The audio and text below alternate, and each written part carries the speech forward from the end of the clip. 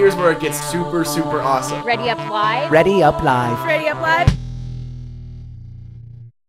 Today's a good day for Halo news. In today's Halo Bulletin, PS Angel talks about Forward Unto Dawn and the Railgun. She was recently in Canada to check out the Forward Unto Dawn set. Unfortunately, all she can do is tease that she was there. More details about the web series will come after E3. She explains the function of the Railgun in Halo 4, and it works exactly as I predicted in previous videos and podcasts. Okay, here's my theory on this.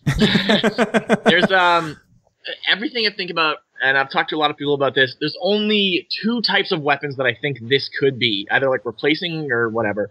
And that is something similar to the Spartan laser, where you charge it.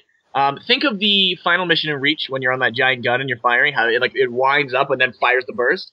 I feel like it could absolutely handle like that. Picture this little thing in your hand where you hold the trigger and you see that little bar go pop. Kinetic being a very key word here. Why bother putting that in there if it isn't going to actually move you? And that's the reason I came up with the brute shot conclusion.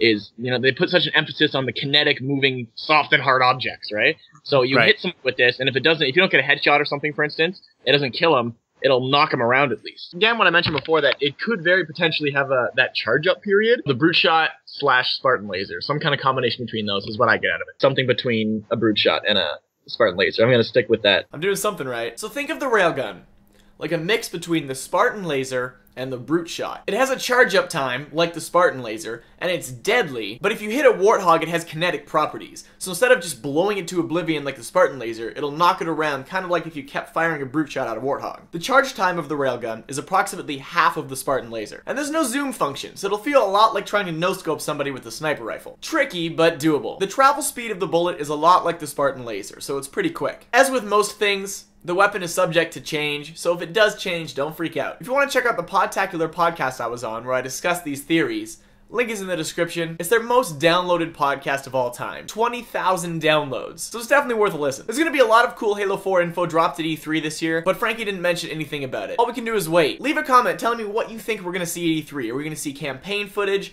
more multiplayer stuff, both, maybe Forge? Let me know what you want to see. In my last video, I left out a single pre-order skin because it was too small on the Microsoft website, and that is the Pulse skin. MightyApe released the details about this pre-order bonus, as well as some others. So the Pulse skin is for the Gungnir armor, and the Raptor skin is for the Venator armor, which I referred to as Forerunner in the last video, since we didn't really have a name for it. Along with that, you'll also get the Locus helmet, the Assassin emblem, and the Bonebreaker emblem. There's way too many pre-order bonuses from different places. It's gonna be pretty tricky to get them all. So let me know what you think about this video, guys. I'm curious though, what do you guys want to see at E3? And where are you gonna be pre-ordering Halo 4 from? Have you done it already? If so, where? Minolta made a new video that's going to be up tomorrow. Keep on the lookout for that. It's a pretty good one. And it'll set a lot of people straight regarding the Halo versus Call of Duty debate. See you guys then.